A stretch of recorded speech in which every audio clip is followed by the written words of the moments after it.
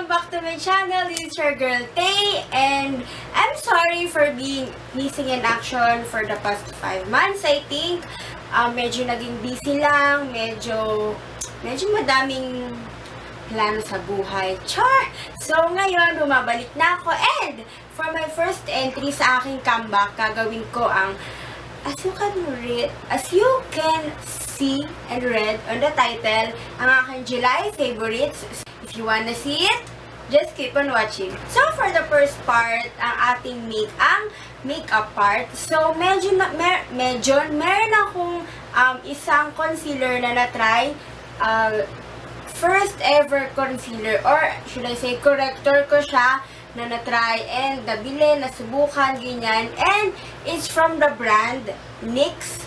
Yan, ito ay orange corrector, and it is ilang grams ba to? 7 grams. Siya ay nakalagay siya sa jar. Yan, ganyan siya kaliit. Pero, guys, sobrang dami niyang laman. What I like about this product, kasi hindi siya ganun ka-orange. Hindi siya ganun ka-orange, hindi rin siya ganun kaputla. Tamang-tama lang siya para makorek yung ating mga dark under eyes. So, for the next one, syempre, concealer pa din tayo, guys. Medyo napamahal ako sa concealer lately. Masyado akong concealer junkie this past months. Sobrang grabe ang rave ko sa concealer. Ewan ko kung bakit. Siguro dahil nga ng dark under eyes ko. And yun, sobrang concealer ako ng concealer. I think nagsimula yun May to June. Sobrang ma-concealer ako, guys. Ang dami ko nang nabiling concealer. And ang pinaka nakakuha ng attention ko ay ang Charan! LA Girl Pro Conceal High Definition Concealer. I'm in a shade Pure Beige. Yan. And ganito yung kanyang applicator. Oops. Yan. Ganyan yung applicator niya. Parang brush type siya. Ganyan. And sobrang ganda, guys. Grabe. Sobrang ganda nito. Pag umaalis ako, pag yung usually go-to makeup ko, corrector, etong corrector na to, yung NYX, and etong concealer na to, and then powder, yun lang. Hindi na ako, sobrang ganda talaga nito, guys. Sobrang na-hide niya lahat ng gusto nyo i-hide. Pwede rin siyang maging highlighter, ganyan. Basta, sobrang ganda. Sobrang galing. And, syempre, nung tinry ko to, sabi ko, wow, parang okay na okay talaga yung LA Girl na concealer. And marami rin akong narinig na okay nga daw yung kanilang orange corrector. So, why not give it a try, diba? So, what I did is, binili ko yung orange corrector, and okay nga siya, guys. Kaya lang, ang problema, sobrang pigmented niya. Sobra talaga. Sobrang una kong gamit dito, na parang napisil ko ata siya, and ang dami, grabe, nagmukha akong orange girl. Basta, sobrang, kaya sabi ko, wag na lang siyang pisilin. Ayan, diba? Hindi ko siya pinilisan. Ito yung kanyang swatch. Yan, ito yung sa LA Girl na corrector. Yan yung swatch niya. Halos parehas lang sila ng NYX. Pero, ito kasi, kaya kitang-kita kasi niya, liquid type siya na concealer. And, ito also, 8 grams lang din siya. And, nabili ko to parang 250. I think, ganyan, online. So, mas mura kesa dito. Parang kasi 320 ata to eh, ganyan. Basta, nalagay ko lahat ng price sa description box. Okay? So, tapos na tayo sa concealers. Siyempre, sa foundation naman tayo. So, ang sobrang love ko na foundation lately, itong Milani Conceal Plus Perfect 2-in-1 Foundation Concealer. And I'm in a shade medium beige, number 4. Sobrang ganda nito, you guys. Grabe. Sobrang ganda niya. Hindi mo na kailangang mag-concealer. Ito na lang. Ay, grabe. Pak na pak. Ang bongga-bongga na talaga.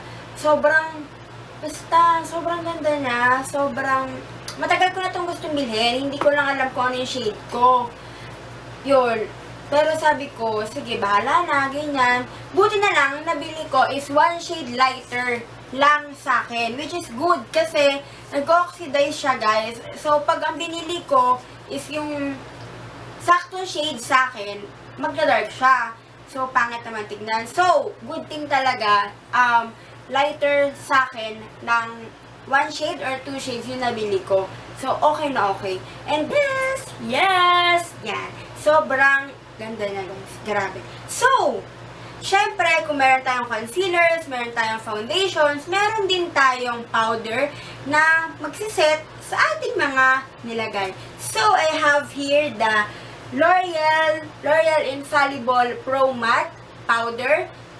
So, I'm in a shade. Ala, walang shade. Hindi ko alam yung shade ko. Walang nakalagay na shade, guys. Dito, wala din. Wala nakalagay na shade. So, I don't know kung anong shade ako. Pero, lagay ko lang sa description box. Okay? This is for 9 grams. And, sobrang, ang nagustuhan ko dito is, sobrang ganda niya. Grabe. Sobrang flawless ng kalalabasan. Talagang matte. So, nakalagay naman dito kasi Pro Matte. So, talagang matte talaga yung kalalabasan ng makeup mo. Kahit yung dewy yung finish ng foundation na una mo nilagay, magiging matte siya dahil dito. And, tumatagal din siya, guys. Grabe. Pag wala akong nilagay na kahit ano sa mukha, gusto ko lang lumabas ng simple lang, ganyan. Ito lang yung nilalagay ko. And, grabe. Basta, ganda rin ang coverage na natatago niya rin lahat. And, syempre, kung meron naman tayong concealer, meron na tayong foundation, meron tayong powder, syempre, para makomplete ang ating look, meron rin ako dito, lipstick. Hindi naman lipstick, liquid lipstick. Ito yung Color Matte Ultra Matte Lip. And in the shade Zipper. So, sobrang ganda nito, guys. Grabe. Ito yung swatch niya. Ito yung nandito sa lips ko ngayon. Yan. Dito. Yan. Sobrang ganda niya. Grabe. Sobra talaga. Nung una ko tong nakita at una ko siyang na-try, grabe, ang ganda niya. Kasi, hindi siya ganun ka-purple. Hindi siya ganun ka-violet. Nagpipinkish siya, parang, alam niyo yun, habang nagsiset siya, nagiging violet siya, na ma-pinkish. Nakuha nyo? Basta ganon, kasi diba, morena ako, guys. So, mahirap sa akin maghanap ng shade na medyo ma-pink, na dark, ma-pink, ganyan. Basta yun, mahirap. So, yung una ko itong nakita sa Instagram, parang, grabe, ang ganda. Basta, ganda. So, tapos na ang aking look. Siyempre, kailangan tumagal siya, diba? So, I have here the same brand, LA Girl Pro Setting Spray. Sobrang ganda nito, guys. Sobrang ganda. Sobrang, ilang beses ko na siyang nagamit, ilang beses ko na siyang nasubukan. Sobrang ganda niya, guys. Sobrang napatagal niya yung makeup ko and sobrang nagmatte siya, ganun, basta, ang ganda. And, ang ayoko lang dito, may amoy siya. Parang amoy alak, something na ganun. Basta, pero, ang ganda naman talaga niya. Tumatagal talaga yung makeup mo ng mga ilang oras. Matagal ko na itong nasubukan, ilang beses. Grabe, ang ganda niya talaga, napapatagal niya lahat.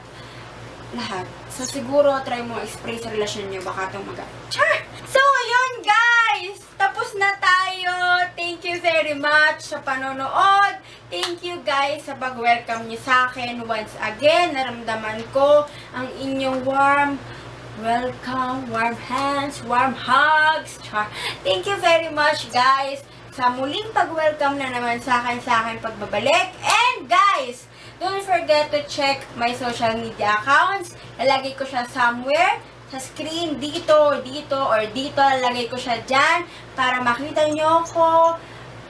Yun. Para maging friends tayo, guys. So, Thank you so much for watching. Don't forget to like and subscribe. Mag-comment kayo kung ano pang gusto nyo makita from me.